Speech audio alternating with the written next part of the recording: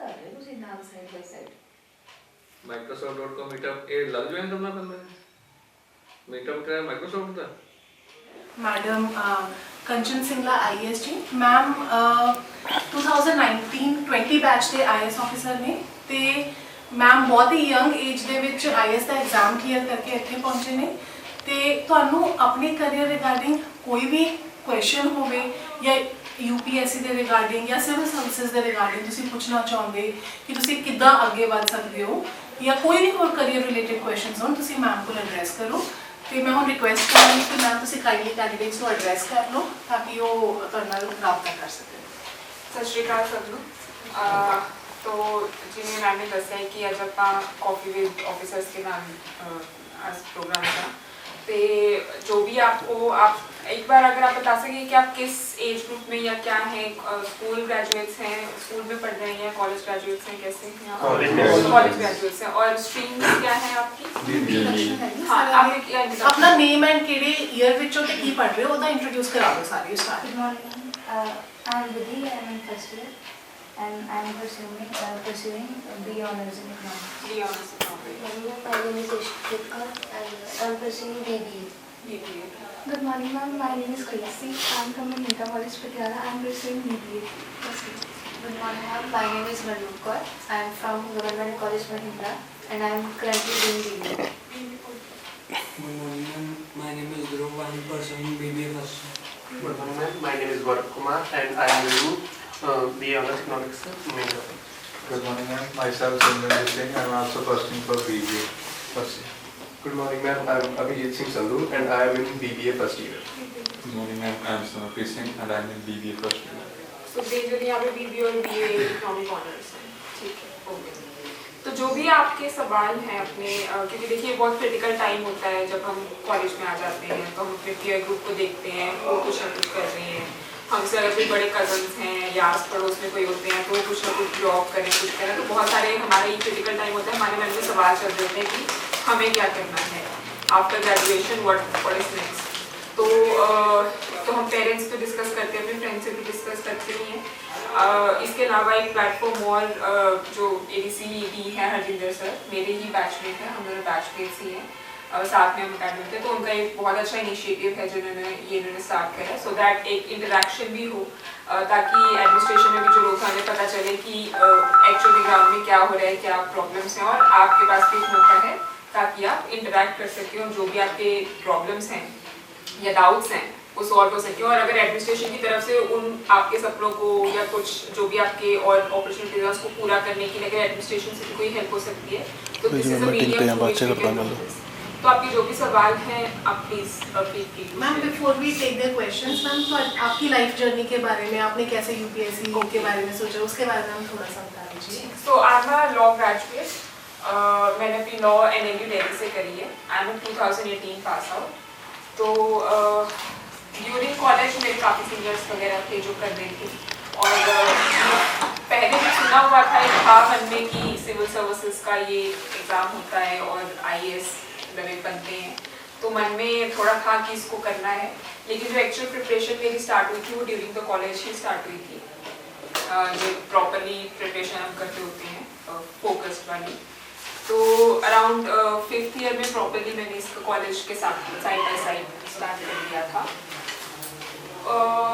उसके साथ मैंने अटेम्प्ट्स दिया, मतलब कॉलेज के साथ साथ मैंने ये भी एक इंश्योर करा था कि उसकी वजह से मतलब बैलेंस करके चलना है कि ताकि कॉलेज की पढ़ाई भी मेरी अफेक्ट ना हो, क्योंकि graduation is also very important. और अगर जैसे सब हम एक बैकअप लेके चलते हैं तो ताकि कॉलेज की पढ़ाई भी अच्छे से होती रहे, so that I have a backup, I have a job.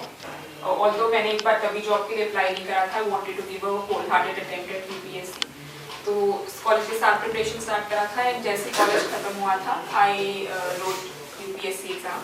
मेरा जो फर्स्ट अटैम्प्ट था उसमें मेरा इंडियन रेलवेज में सिलेक्शन हुआ था। वहाँ से मैंने एक एक्स्ट्राऑर्डिनरी लीव ली थी 1 साल के लिए, जो एक ऑप्शन होता है सर्विसेज में, और फिर उसके बाद मैंने दूसरा अटैम्प्ट फिर से लिखा था सिविल सर्विसेज में 2019 में, जिसमें मैं IAS सर्विस में सिलेक्ट हो गई थी, तो उसके बाद कह रहा ma'am. Anybody has any questions? Congratulations, thank you. Ma'am जैसे आपने कहा कि आप साइड बाय ग्रेजुएशन और उसकी जो तैयारी करते थे, तो आप बैलेंस कैसे करते थे दोनों? देखिए उसमें आपको थोड़ा टाइम निकालना पड़ेगा। जैसे अगर सबके पास 24 घंटे नहीं है और वो डिपेंड करता है कि हम 24 घंटे को किस तरीके से यूज़ कर रहे हैं। आप अभी जैसे आपने अभी कहा था फर्स्ट ईयर में है, so you still have 2 years, और वो भी आपकी एज पे भी डिपेंड करेगा कि आप एलिजिबल हैं किसी कम्पिटिटिव एग्जाम के लिए, जस्ट आपके कॉलेज हैं या नहीं। तो कॉलेज के साथ थोड़ा मुश्किल हो जाता है क्योंकि आप 7-8 घंटा मिनिमम तो आप कॉलेज में गए हैं, फिर कॉलेज के असाइनमेंट्स भी होंगी, एग्जाम्स भी होंगे, उसमें होगा। तो मे बी अगर आपको लग रहा है कि आपका कॉलेज का शेड्यूल थोड़ा ज़्यादा हेक्टिक है तो आप थोड़ी सी अपनी प्रिपरेशन को प्रीपोन कर सकते हैं ताकि आपको थोड़ा टाइम ज़्यादा मिल जाए। बाकी ये है कि हाँ, आपको थोड़े एक्स्ट्रा एफर्ट्स डालने पड़ेंगे। मैं ये नहीं कह रही हूँ कि आप अपना पूरा बाहर निकलना बंद कर दो या दोस्तों से मिलना बंद कर दो, ऐसा नहीं है, वो कंटिन्यू रहता है, बट थोड़ा आपको कट आउट चीज़ों में करना पड़ेगा। हम जो मान लीजिए अगर हम वैसे ही बैठे हैं टीवी देख रहे हैं 1-1.5 घंटे तक, तो थोड़ा कट आउट करना पड़ेगा। You have to be responsible towards yourself कि आपको इतनी देर तक टीवी देखना है, ठीक है, या इतनी देर तक सोशल मीडिया यूज़ करना है। सोशल मीडिया यूज़ कीजिए, उसको हार्म नहीं है, बट कंट्रोल्ड। ये नहीं कि एक बार चलाया तो बस 2 घंटे बाद पता चला कि आप फोन से उठ रहे हैं, ठीक है, तो कंट्रोल नहीं है। बाहर जाइए लेकिन कंट्रोल उसमें। तो एक अपना उस तरीके से देखेंगे तो यू विल फाइंड कि you have time, you have hours to put. उसके बाद भी माइंड को फ्रेश करने के लिए आप म्यूजिक या कुछ, हाँ जरूर, जो भी आपको अच्छा लगता है वो आप करिए। म्यूजिक सुनते हैं तो वो कर लीजिए, या शाम को वॉक पे जा सकते हैं तो उससे थोड़ा माइंड फ्रेश हो जाएगा, फ्रेश एयर है। पेरेंट्स के साथ या फैमिली मेम्बर्स, कजन्स, किसी के साथ अगर आपको बैठना चाहते हैं या फ्रेंड्स के साथ बैठना चाहते हैं तो वो जाइए। एंड ऑल्सो मतलब आफ्टर सम डेज अगर आपको अपने आप को एक दिन का ब्रेक देना है तो गिव अ ब्रेक, ठीक है, कि मैंने 6 दिन बहुत अच्छे से काम करा, now Sunday is my day. मैं ये नहीं कह रही कि सुबह से लेकर रात तक आप पूरा ब्रेक दीजिए, बट मे बी ठीक है हाफ डे का ब्रेक दे दिया। जो भी आपको मूवी अच्छी लगती है आपने मूवी देख ली, तो आप मेंटली फ्रस्ट्रेट नहीं होगे उससे, तो एक छोटा ब्रेक देते रहेंगे, वेंट आउट होता रहेगा उससे। मैम की तरफ से बहुत ही प्रैक्टिकल टिप्स है। मैम ने अभी एग्जाम क्लियर किया है तो प्लीज इन सबको अपने दिमाग में अच्छे से करके रखो। हाँ जी, next question. Ma'am, as we know that motivation plays a very important role in each and every person's life. So I want to ask you, what motivated you? For this exam, biggest motivation तो एक मतलब ये थी कि parents से मिलती थी मुझे। My parents always motivated me कि लाइफ में आपको कुछ करना है, और वो आप किसी भी एग्जाम के थ्रू कर सकते हैं। आई एम नॉट सेइंग कि आप इस एग्जाम के थ्रू ही अपने आप को प्रूव कर सकते हैं। जैसे और इस एग्जाम का एक मतलब इस सर्विस का एक ये चार्म भी रहता है कि आपको डायरेक्ट सोसाइटी में काम करने के लिए मिलता है, डायरेक्ट लोगों से बात कर रहे हैं, आप कुछ भी काम कर रहे हैं। जैसे अभी थोड़े दिन पहले मैं अभी जिस दिन ज्वाइन ही करी थी, मुझे 4-5 दिन हुए हैं, तो ABC सर ने ई-रिक्शा स्टार्ट करा था यहाँ पे। सेल्फ हेल्प ग्रुप में विमेन को ट्रेनिंग दे के उनके लिए ई-रिक्शा स्टार्ट करा था, ताकि जो अपने गाँव है, अपने पिंड है, उसमें जो छोटे बच्चे हैं या औरतें हैं, उनको बस स्टेशन पे इधर थोड़ा ट्रैवल करने के लिए कभी कभी बसेस का नहीं हो पाता, तो एक्स्ट्रा रुपए खर्च करके ऑटो से जाती हैं। तो उन्होंने क्या करा कि ई-रिक्शा ट्रेन करा जो अपनी सेल्फ हेल्प ग्रुप की महिलाएं हैं, और ताकि थोड़े कम रेट में उनके लिए साथ मिल जाए। तो ऐसे बहुत सारे अपॉर्चुनिटीज हैं इस सर्विसेज में जो आपको हेल्प करती है सोसाइटी की, जो आपको एक प्लेटफॉर्म देती है कि आप सोसाइटी के लिए हेल्प कर सकें। तो दैट इज वन मोटिवेशन जो आपको लगता है कि this service will give you. But आप कुछ भी काम कर रहे हैं, you will helping for the society, you will be working for the nation. तो आपका किस में इंटरेस्ट है आप ये चूज कीजिएगा। मेरा बिगेस्ट जो एक अंडरलाइन मैं जो भी कहूँगी वो ये है कि कुछ भी प्रोफेशन आप जो चूज करें इसलिए मत कीजिएगा क्योंकि मेरी फ्रेंड ये कर रही है, ठीक है, या this is what everybody is doing, या this is what suppose to be. लोगों को लगता है कि इसी की जॉब में सब कुछ अच्छा है तो हमें ये करना है।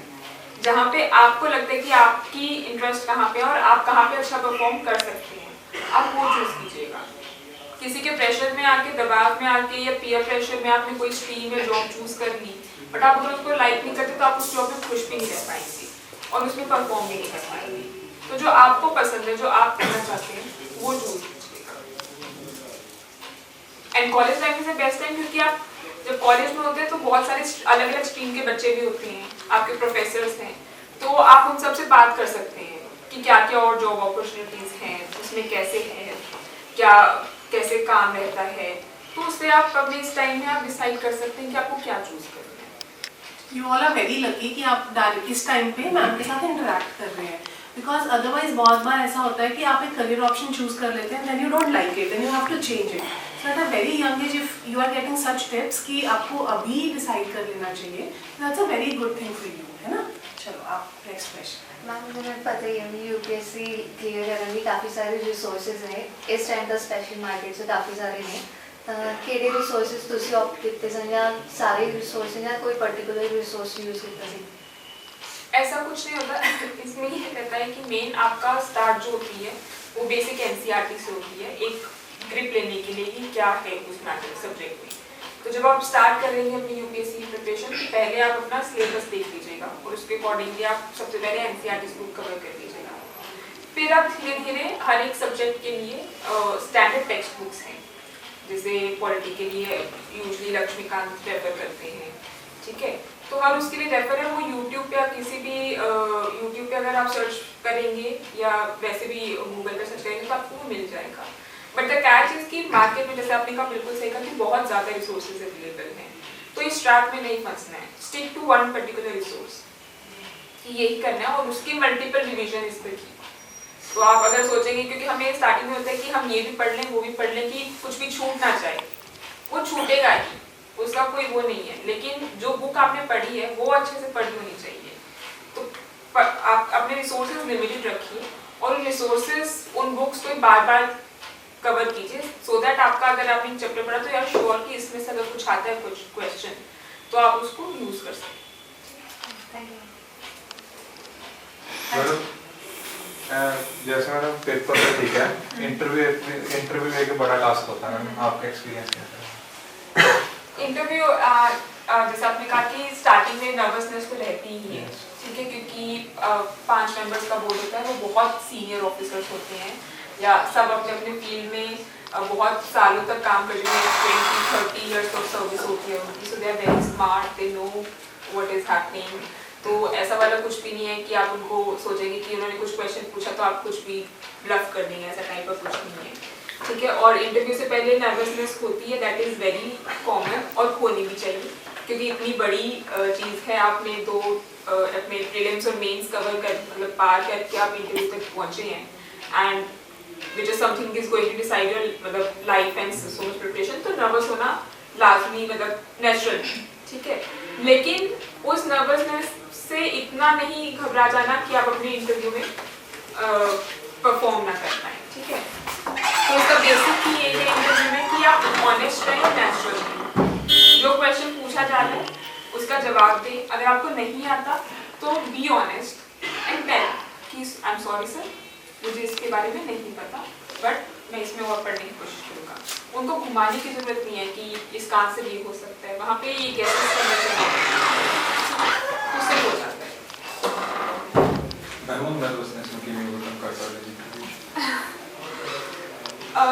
ये सोचिए कि आपने अपना याद रखिए कि आपने इतनी प्रिपरेशन करी है, ठीक है. आपने कुछ है खूबियाँ हैं, यू नो आपको मटेरियल में भी होल्ड है जिसकी वजह से आप यहाँ पे पहुँचे हैं.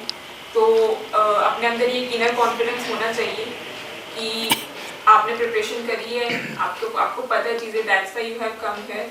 एंड जिस तरीके से आपने पहले ये सब कुछ करा है उसी तरीके से आप ये वाला भी कर लेंगे. एंड वहाँ पे आपके बाकी कैंडिडेट्स भी होते हैं, और तो हो सकता है कि आप उनको नहीं जानते हो, बट टॉक विद देम. थोड़ा सा माइंड डाइवर्ट हो जाता है तो उससे थोड़ी नर्वसनेस कम हो जाती है.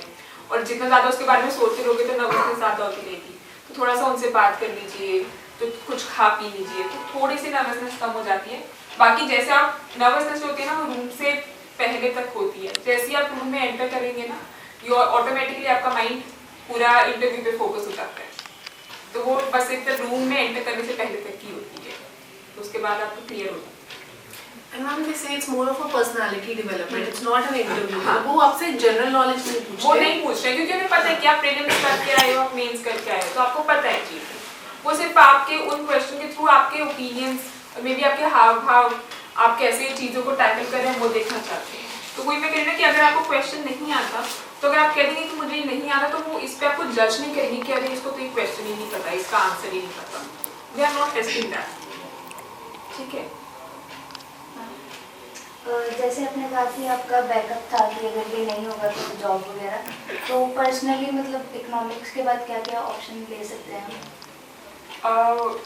मेरा एक्चुअली इकोनॉमिक्स में मैं एग्जैक्टली तो देखिए मैं नहीं बता सकती हूँ क्या क्या हो सकता है, लेकिन आप हायर एजुकेशन में जा सकते हैं, ठीक है, यू कैन परस्यू एमए कर सकते हैं और उसके बाद एजुकेशन की उसमें जा सकते हैं। यूजुअली मैम बैंकिंग सेक्टर में इकोनॉमिक्स वाले जाते हैं, इकोनॉमिक्स वाले में आप उसमें जा सकते हैं, तो जॉब ऑप्शन तो बहुत हैं, लेकिन बैकअप ठीक है, it's a good this thing, लेकिन अगर आप इसमें जा रहे हैं तो एक बार 400 इसमें आप दीजिए, देयर शुड बी समथिंग कि आप ठीक है, लेकिन इतना वरी करने की जरूरत जैसे मैम ने बोला 1 or 2 years you dedicatedly give to this, after that you can definitely try other options also, है ना, जैसे बैंकिंग या और आप कुछ भी कर रहे हैं तो देयर आर ऑप्शन, ऐसा नहीं है कि कुछ पर्टिकुलर स्ट्रीम आपको ज़्यादा अच्छा बैकअप ऑप्शन दे रही है या कोई पर्टिकुलर सब्जेक्ट या स्ट्रीम आपको मतलब इस एग्जाम में ज़्यादा हेल्प करेगी, सब सिमिलर स्टैंड पे खड़े होते हैं ऐसे।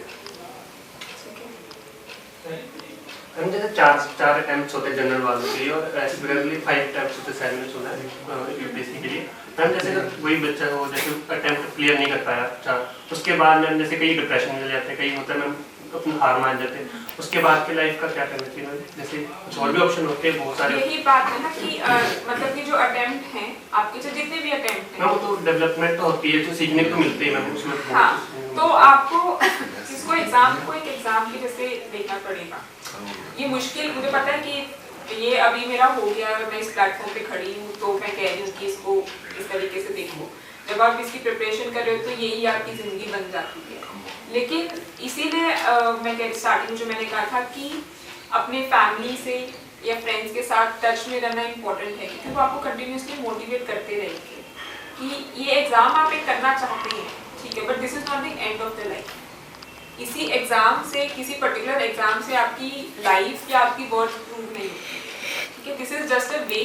आपका एक सपना है कि आप इस जॉब में आना चाहते हैं और मतलब कोशिश यही रहती है, दुआ यही होती है कि वो हो जाए, लेकिन बाय एनी चांस अगर नहीं होता है तो दैट डज नॉट मीन कि आप में कुछ कमी है या दुनिया ही खत्म होगी, ऐसा कुछ नहीं होता है, ठीक है। आई नो माई फ्रेंड्स जिनका किन्हीं का पहले हो जाता है, किन्हीं का अटेम्प्ट तीसरे चौथे अटेम्प्ट में भी होता है, और मेरे कुछ फ्रेंड्स हैं जिनका नहीं हुआ, but that does not mean कि वो अपनी लाइफ में खुश नहीं है। वो अपनी लाइफ में उन्होंने दूसरे अपने करियर ऑप्शंस लिए हैं and they are happy, they are settled, ठीक है।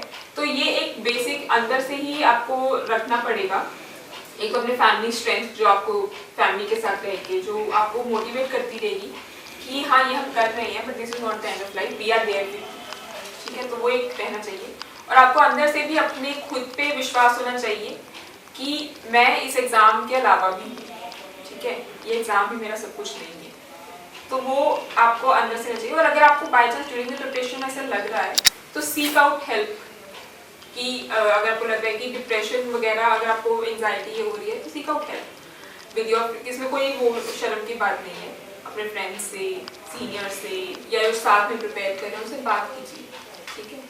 बट एक एग्जाम को किसी भी एग्जाम को, किसी भी चीज़ को, I am not saying a particularly word this exam, किसी भी उसको अपना नथिंग इज, मतलब कोई भी चीज़ आपकी लाइफ को डिफाइन नहीं करती है, ठीक है। तो एक बेसिक क्लैरिटी आप लेके चलिएगा जब आप एग्जाम की तैयारी करेंगे। मैम ने बहुत ही अच्छे तरीके से बताया कि इस एग्ज़ाम सब कुछ नहीं होता, लेकिन I will tell you from my experience also, वैसे भी once you prepare for 3-4 years for this exam, एक बार प्रिपेयर कर लोगे ना तो उसके बाद आप इतने केपेबल हो जाते हो कि आप कोई भी और एग्ज़ाम भी क्लियर कर सकते हो, अपना कोई बिजनेस सेटअप कर सकते हो या किसी और फील्ड में आप बहुत अच्छा परफॉर्म कर सकते हो, क्योंकि इसकी पढ़ाई ही इतनी टीडियस, इतनी हार्डवर्क के साथ करनी पड़ती है। और आप कुछ भी करते हैं, चाहे एंड रिजल्ट उसका हमें मिले ना मिले, लेकिन कोई भी चीज़ कभी वेस्ट नहीं होती, ठीक है। तो इस चीज़ को ऐसे मत देखिए कि ये मेरे साल वेस्ट हो गया, आपने कुछ ना कुछ गेन ही करा उससे। आप I am not just saying in terms of knowledge तो ठीक है, लेकिन आपने खुद में भी अपनी स्किल्स गेन करी होंगी, यू नो, कि हार्ड वर्क करा, परसिवरेंस जो होता है, डिसिप्लिन आपकी लाइफ में आएगा। तो ये आप बहुत सारी स्किल्स भी लेके आ रहे हैं, नॉलेज तो लेके आ ही नहीं है, ठीक है। तो बहुत सारी चीज़ों के बारे में पता चलेगा आपको, प्रिपरेशन के वक्त चलेगा कि अच्छा ये भी और सेक्टर्स या एवेन्यूज़ हैं जहाँ पे मुझे पता ही नहीं था, जहाँ पे इतनी डेवलपमेंट हुई है, काम हो रहा है, तो वो हो जाता है। वेरी मोटिवेशनल मैम ने जो भी बोला। अब लास्ट वीक हम देखेंगे, अगर किसी को कोई क्वेश्चन है तो will take another one. Ma'am जैसे अभी भी आपको ऑन ड्यूटी काफ़ी एम्पल ऑफ वर्क होता है आपके पास, तो आप उसे कैसे मैनेज करते हो? और काफ़ी लोग जैसे तो मतलब कैसे कि जैसे अब देखिए मीटिंग्स रहेंगी आपकी, आपका पेपर वर्क भी रहेगा, तो आपको थोड़ा सा टाइम डिवाइड करना पड़ेगा कि इस टाइम में मैं मीटिंग्स कर रही हूँ। आप अपनी मीटिंग्स एक दिन शेड्यूल कर सकते हैं, किसी एक पर्टिकुलर टाइम में शेड्यूल कर सकते हैं, और अपना पेपर वर्क जो आपकी फाइल्स हैं उसको एक टाइम के लिए रख सकते हैं। बाकी धीरे धीरे आपको फाइल्स का जैसे जैसे आप जॉब में आ जाते हैं, आपको हर एक नई पोस्ट पे आके थोड़ा टाइम लगता है, बट धीरे धीरे यू स्टार्ट अंडरस्टैंडिंग कि फाइल्स क्या हैं, ठीक है। आप थोड़ा अपना स्टाफ की भी हेल्प ले सकते हैं कि उसको समझा दें फाइल को कि ठीक है, बट स्टिल आपको खुद भी फाइल तो देखनी पड़ेगी क्योंकि ultimately you are signing it. तो कभी कभी प्रॉब्लम हो जाती है अगर आप बहुत ज़्यादा हेक्टिक स्टेशन पे हैं, लेकिन मैनेज कर लेते हैं, कुछ ना कुछ तो एक वे आउट आप निकाल ही लेंगे करने के लिए, टाइम वर्क टाइम बैलेंस आप निकाल लेंगे। मैम एक और वर्क फैमिली के साथ कैसे मैनेज करते हैं टाइम? आफ्टर ऑफिस आवर्स हो जाता है, कुछ नहीं होता है। वीकेंड है, कभी कभी होता है कि देखिए अभी इट्स अ पब्लिक सर्विस, तो ऐसा नहीं है कि अनलाइक प्राइवेट जॉब जहाँ पे हम कह सकें कि मेरे 5 बजे या 6 बजे का टाइम हो गया तो मेरा ऑफिस खत्म हो गया, ऐसे वाले इसमें you may have to sit late hours, ठीक है। आपको सैटरडे संडे को भी आना पड़ सकता है क्योंकि अगर आप कुछ काम है, कुछ फंक्शन है, कोई इवेंट है, या गॉड फॉरबिड कुछ मिसफॉर्चून हो गया है, कुछ हैपनिंग हो गई है, तो आपको you have to be there. तो देयर आर टाइम्स जब आपको मतलब जॉब का प्राइवेट मतलब ये आपको करना पड़ेगा कि आप हो सकता है मे बी आप कंटिन्यूसली ऑफिस में ही आ रहे हैं, बट सी मतलब that is what you have chosen. जब आप प्रिपरेशन कर रहे हैं तो you knew about these things and you have chosen this and you will also like that, आपको अच्छा लगेगा, you know. In the and जब आपको लगेगा कि हाँ मैं ऑल्दो कि मेरा वीकेंड नहीं हुआ, मैं बाहर नहीं जा पाया, लेकिन जब आप देखें कि आपने वो काम कंप्लीट कर दिया है तो उसकी एक सेटिस्फेक्शन भी रहेगी, तो you will like it. Ma'am, during the preparation, you definitely face challenges also, and if yes, how you overcome that challenge? मतलब कोई स्पेसिफिक बताओ कैसे challenges? How you stayed focused? Distractions हो गए। Ma'am, because there is a myth कि to crack UPSC you have to study very hard, you know, जैसे 11-12 घंटे, so it's a myth or it's a reality? मतलब देखो work hard तो करना पड़ेगा, there is no other option. मतलब hard work तो रहेगा, हार्ड वर्क के साथ थोड़ा स्मार्ट वर्क भी चाहिए, ठीक है, कि आप सही बुक पढ़ रहे हैं, सही टाइम डिवोट कर रहे हैं, क्वेश्चन पेपर एनालिसिस करके आप देख रहे हैं कि किस सब्जेक्ट पे कितना टाइम देना है, उसका कॉस्ट बेनिफिट एनालिसिस जो करते हैं कि इसमें अगर इतने मार्क्स क्वेश्चन आ रहे हैं इस पर मुझे इतना टाइम देना है, ठीक है, इस पर इतना टाइम देना है, तो that smart work is there. But hard work का कोई सब्स्टिट्यूट नहीं है, एंड इट्स नॉट जस्ट मतलब पूरी लाइफ में हार्ड वर्क का कोई सब्स्टिट्यूट नहीं है। You have to combine hard work with your smart work, ठीक है, एंड एफिशिएंसी वो होनी चाहिए।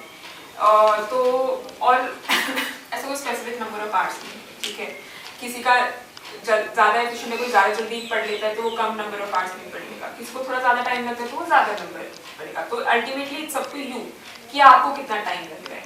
अगर आपको सिलेबस कवर करना है और आपको लगता है कि आपने 7 आवर्स में कंप्लीट कर लिया तो गुड एनफ फॉर यू। ये ऐसा थोड़ी ना कि अगर आप 12 घंटे तक क्लॉक से लेके 12 घंटे तक बैठ के पढ़ोगे तभी एग्जाम होगा, नहीं तो मतलब कोई देख लेगा कि अरे ये तो सिर्फ 7 घंटे ही पढ़ा तो इसका एग्जाम नहीं हो सकता। It's up to you. अगर आपकी प्रिपरेशन कंप्लीट हो गई है, जैसे मान लीजिए आपने लेके चला कि इस वीक का मेरा टारगेट है कि मैं इस बुक के ये 10 चैप्टर कंप्लीट करने हैं, ठीक है, तो अगर आपके 4 दिनों में वो चैप्टर कंप्लीट हो रहे हैं तो ठीक है, वो आप पे डिपेंड करता है, लेकिन हार्ड वर्क रहेगा। But specific number of hours कितने हैं that will be up to you. Under में इंडियन गर्ल्स में होता है जैसे फैमिली होती है, हम वो तो कहते हैं जैसे सबको जैसे कहते हैं वो जॉब चाहिए सबको, जैसे होता है गवर्नमेंट जॉब करना है सब कहते हैं। मैम जैसे हमको जैसे मैं पढ़ रहा हूँ, मैं जैसे BA कर रहा हूँ, तो उसके साथ मैम अपने पास स्किल भी तो होनी चाहिए, उसके साथ काम करने के लिए स्किल भी तो चाहिए। गवर्नमेंट पे तो डिपेंड नहीं रह सकते, उनको भी तो फिर हमारा जो स्किल ही नहीं होगा तो हम उनसे डिमांड कैसे कर सकते हैं। मैम ऐसे जैसे कौन सा काम करें कि जैसे उसके साथ प्रिपरेशन भी हो और स्किल भी हो। मैम स्किल भी जरूरी है। ये तो मैम आज की डेट में जैसे online there are so many options available, जैसे लोग स्टॉक ट्रेडिंग में भी जाते हैं, may be that is also a skill. And there are other many options. Passive income के ऑप्शंस हैं, यूट्यूब चैनल्स बना रहे हैं लोग जिससे दे आर अर्निंग मनी, है ना. आप तो यंगस्टर्स हो, आपको तो ये बातें पता ही होंगी, है ना. सो आजकल के AI आ गया है, AI के साथ वीडियोस बनाई जाती हैं, बहुत सारी चीज़ें हैं जिसके लिए आपको बाहर जाने की भी ज़रूरत नहीं है ना. You can sit at home and learn from YouTube only. So there are many options. If you really want, अगर वो डिज़ायर है तो वो कर सकते हो, है ना. जैसे किताब की नॉलेज भी जरूरी है ना, वो काम का भी. हाँ एग्जैक्टली. हाँ इसीलिए. और जो मैं कह रही हूँ कि मतलब आप की प्रिपरेशन के साथ जो आपने बिल्कुल सही बोला कि जॉब करना मतलब अगर है या स्किल्स आप एक्वायर कर सकते हैं, बहुत सारे कोर्सेज होते हैं, ठीक है. और अगर आप जॉब भी करना चाहते हैं, आई एम नॉट सेइंग कि आप जॉब मत कीजिए, I am not saying that, ठीक है. अगर आपको साथ में जॉब करना है तो आप कर सकते हैं. मेरे मतलब बहुत सारे आप देखेंगे कि जॉब के साथ ही प्रिपरेशन करी है. ये तो अब मेरा पर्सनल डिसीजन था कि मैंने अभी नहीं लिखा. मैं चाहती थी कि ठीक है मैं 1 साल से इसकी तैयारी करना चाहती हूँ, लेकिन अगर आप साथ में करना चाहते हैं तो जॉब तो आप कर सकते हैं. There is no hard and fast rule कि इसी तरीके से ही करनी है. बस वो ये कि थोड़ा सा हेक्टिक हो जाएगा क्योंकि आप जॉब भी कर रहे हैं. बट ऑब्वियसली अगर आप जॉब करें तो आपको साथ में बहुत एक्सपोजर मिलेगा, ठीक है. आप उस फील्ड के बारे में जानेंगे, आप फ्रेश भी फील करेंगे कि there is something else also going in life, ठीक है. थोड़ा हेक्टिक रह जाएगा लेकिन आप स्किल्स एक्वायर कर रहे हैं तो आप काम कर रहे हैं, आपकी इनकम भी आ रही है, तो आप फैमिली को भी सपोर्ट कर रहे हैं, तो दीज थिंग्स आर देयर. तो अगर आप साथ में जॉब करना चाहते हैं तो आप कर सकते हैं. ऐसा कुछ वो नहीं है कि ये प्रिपरेशन करनी है तो बाकी सब कुछ छोड़ना पड़ेगा. थोड़ा हेक्टिक हो जाएगा ऑब्वियसली. एक और क्वेश्चन था, जैसे पेपर में किस टाइप के आते हैं, जैसे क्वेश्चंस होते हैं, जैसे प्रीलिम्स होता था, उसके बाद में 3 टाइप के होते हैं, फिर इंटरव्यू आता है, बीच में क्या मेंस होता है. मैम उसमें क्वेश्चन किस टाइप से आते हैं वो थोड़ा बता देते. वो बात हम डिटेल में चाहे बाद में कर लेंगे. मैम का हम इतना टाइम अभी ना ले. Will take one last question, फिर हम वो आप सेशन एक बार आप अपनी क्या नाम है सिलेबस देखेंगे और प्रीवियस ईयर पेपर देखेंगे तो उससे आपको थोड़ा आइडिया लग जाएगा. ये ऐसा सिंपल वाले नहीं होते जो हम कॉलेज मतलब स्कूल या कॉलेज वाले, मतलब थोड़े क्वेश्चंस होते हैं, रिटर्न वाले होते हैं. बट जब आप एक बार प्रिपरेशन स्टार्ट करेंगे आई थिंक तब वो थोड़ा सा आपको खुद को भी आइडिया लग जाएगा. And then you will have specific issues that we can discuss. अभी ये बहुत ही जनरल क्वेश्चन, बहुत ही बड़ा क्वेश्चन पूछ लिया आपने. एक लास्ट क्वेश्चन. मैं ऑप्शनल सब्जेक्ट्स चूज कर रहे हैं जो सीनियर ਹੁੰਦੇ ਆ ਕਹਿੰਦੇ ਵੀ ਆਪਸ਼ਨਲ ਸਬਜੈਕਟ ਤੁਸੀਂ ਬੜੇ ਧਿਆਨ ਨਾਲ ਚੂਜ਼ ਕਰਨਾ ਵੀ ਤੁਸੀਂ ਕੀ ਚੂਜ਼ ਕਰਨਾ. ਮੈਮ ਤੁਸੀਂ ਆਪਸ਼ਨਲ ਸਬਜੈਕਟ ਕੀ ਚੂਜ਼ ਕੀਤੇ ਨੇ, ਵੀ ग्रेजुएशन रिलेटेड या कोई रोल डिफरेंट? हाँ आपने सही बोला. ऑप्शनल सब्जेक्ट आपका एक रहता है इसमें और बड़े ध्यान से चूज करना चाहिए क्योंकि उसमें आपको अच्छे से नॉलेज होनी चाहिए उसकी. एंड 500 मार्क्स आपके उसमें रहते हैं. तो मैंने तो अपना ग्रेजुएशन सब्जेक्ट चूज़ करा था, लॉ चूज़ करा था क्योंकि मुझे लगा कि मैं इसको पढ़ी हूँ 5 साल तक तो it will be easier for me कि मैं उसी में थोड़ा और मेहनत करके उसको कवर करूँ. और the law is a huge subject for UPSC, मतलब जो UPSC में उसका सिलेबस है काफ़ी वास्ट है. लेकिन क्योंकि वो मेरा ग्रेजुएशन सब्जेक्ट था एंड मतलब ठीक ठाक कॉलेज में कवर कर लिया तो मुझे लगा कि ग्रेजुएशन मतलब लॉ वाले ही चूज़ कर लेती हूँ. बट और अगर आपके ग्रेजुएशन सब्जेक्ट्स ही वहाँ पे अवेलेबल हैं तो आप वो भी चूज़ कर सकते हैं. बहुत सारे कैंडिडेट्स दूसरे सब्जेक्ट्स भी चूज़ करते हैं तो आप वो भी चूज़ करते हैं. That is up to you. अगर आपका ग्रेजुएशन सब्जेक्ट में you are happy and you have done well तो ग्रेजुएशन सब्जेक्ट भी आप इजीली चूज़ कर सकते हैं. विल हेल्प यू क्योंकि आपने 3 साल तक अगर किसी सब्जेक्ट को पढ़ा है तो आप उसको थोड़ा ज़्यादा अच्छे से जानते होंगे एज कम्पेयर टू समवन जो पहली बार पढ़ता है. So I would like to wrap up ये पूरा session. I will begin with thanking ma'am. Ma'am ने अपना वैल्यूएबल टाइम दिया था हम सारे को. मैम को बहुत मीटिंग्स रहती हैं but still she has given us almost half an hour 1 hour. So I would like to thank ma'am कि मैम ने बहुत ही मोटिवेट करके सारे बच्चों को समझाया ते नाल ही बहुत ही प्रैक्टिकल एंड डीप इनसाइट्स दिते इनटू द एग्जाम, है ना. कि एग्जाम विच डिफरेंट सब्जेक्ट्स की भी गल कर ली ते अपना फोकस कितना होना चाहिए वो सारे की भी गल कर ली, है ना. सो आई एम श्योर तुसी सारे ने बहुत गेन किया होना. ते in the end on behalf of everyone thank you so much ma'am. ते I would now request ma'am कि मैम साडे जिन्ने भी बच्चे ज्वाइन किए एक बार सर्टिफिकेट्स एंड एक छोटा सा गिफ्ट सारे ने. और उससे पहले I would also like to thank this office and all the teams associated with it कि आपके ऑर्गेनाइज कर रहे हैं and that you invited me to interact. Thank you so much. मुझे बहुत अच्छा लगा आप लोगों से इंटरेक्ट करके एंड फील कि अगर आपको कुछ इशूज और कुछ नहीं हो ठीक है. And my all the wishes are आप जो भी करें अच्छा करें and be happy and do good. All the best. Thank you so much. Clapping for Mark. अच्छे जाओ बस certificate Manroop Kaur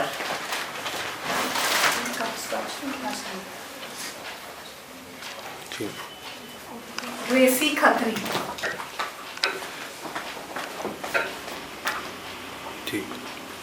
Vidhi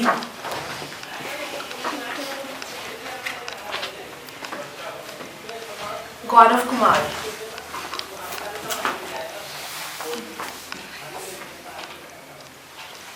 Samarpreet Singh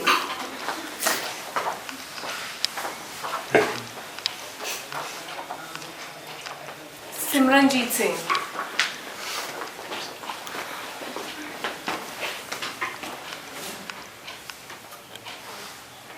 Abhijeet Singh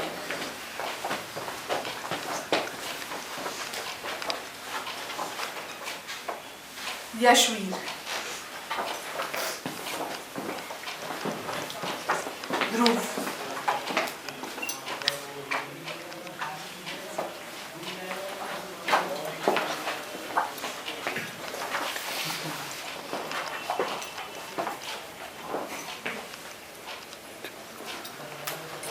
thank you so much ma'am and एक जो ग्रुप फोटो मैम ਅਸੀਂ ਲੈ ਲਈਏ ਸਾਰੇ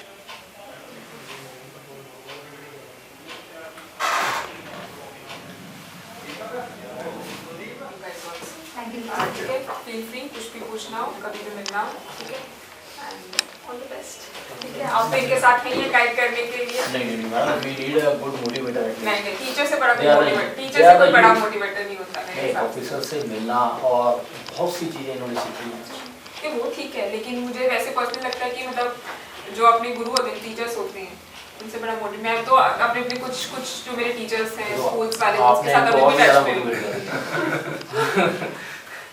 सर मैम ने ਜਿਹੜੀ ਗੱਲ ਕਹੀ ਹੈ ਉਹ ਬਿਲਕੁਲ ਸਹੀ ਹੈ ਗੁਰੂ ਟੀਚਰ ਹੀ ਹੁੰਦਾ ਹਮੇਸ਼ਾ कि फिर भी एक सेलिब्रिटी और एक जो अचीवर है उससे मिलना बहुत जरूरी है वो भी तो टीचर्स की वजह से ही बनते हैं एफर्ट्स मैडम की हैं हम उनके साथ अटैच हैं so they all people feel lucky to meet you and they can at least it's a sweet memory in their heart कि I have out of 7,500 students of our college only 10 people have come so nice of you thank you very much thank you